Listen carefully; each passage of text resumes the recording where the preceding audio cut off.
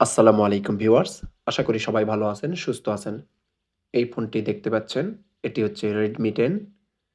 Redmi 10 এর যদি আপনি পাসওয়ার্ড ভুলে যান, লক হয়ে যায় বা ডিসপ্লে প্রদর্শন না করে, সেই ক্ষেত্রে আপনি ফ্যাক্টরি রিসেট বা হার্ড রিসেট আপনি কিভাবে দিবেন, সেটাই এখন দেখাবো।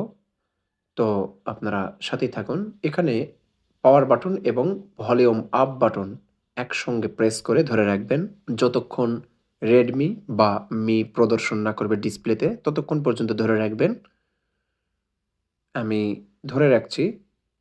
এই অবস্থায় আপনি ছেড়ে দিতে পারেন বা একটু অপেক্ষা করতে পারেন। এখন ছেড়ে দিবেন। এখানে উইভ ডাটা, এই উইভ ডাটা সিলেক্ট করবেন। তার জন্য ভলিউম ডাউন বাটন প্রেস করবেন এবং রিবুট সিস্টেম সিলেক্ট করে পাওয়ার বাটন প্রেস করব।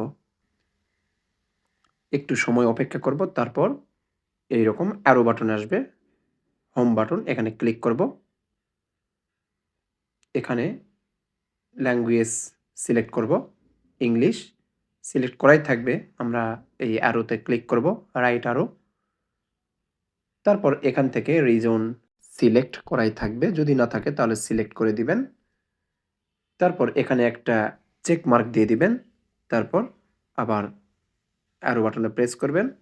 সিম কার্ড যদি ইনসার্ট করতে চান করবেন, না করলেও সমস্যা নেই। তারপর আবার এখানে অ্যারো বাটনে প্রেস করব।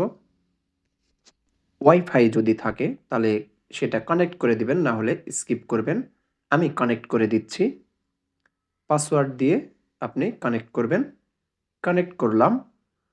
তারপর অ্যারো বাটনে প্রেস করব এবং আমার প্রসেসিং শুরু হয়ে গেছে। এইটা প্রায় ৩ থেকে ৪ মিনিট সময় লাগবে সব মিলিয়ে। এখানে অপেক্ষা করতে হবে। তারপর এখানে যদি আপনি ডাটা ব্যাকআপ নিতে চান, সেই ক্ষেত্রে আপনি নেক্সটে ক্লিক করবেন।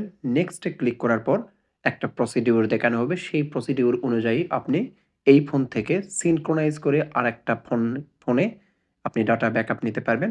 আর যদি না করেন, সেই ক্ষেত্রে ডোন্ট কপিতে ক্লিক করবেন। সেই ক্ষেত্রে আপনার ফোনের ফটো, ভিডিওস, কন্ট্যাক্ট, অ্যাপস সবকিছু রিমুভ হয়ে যাবে। এই অবস্থায় আপনাকে ফোনের পাসওয়ার্ড দিয়ে কনফার্ম করতে হবে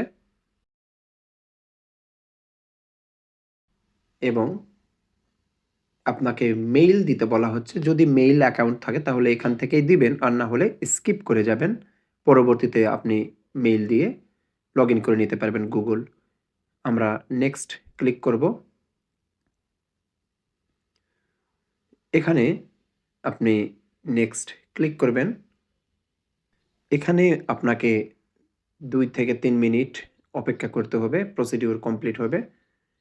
তারপর এখানে আপনি এগুলো বন্ধ করে দিবেন।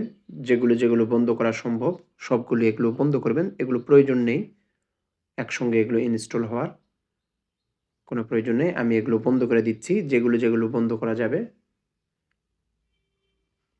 এইটা বন্ধ করা যাবে না। তারপর এটাও বন্ধ করে দিব। উপরের এগুলো বন্ধ করে দিব। তারপর আমরা নেক্সট এ ক্লিক করব।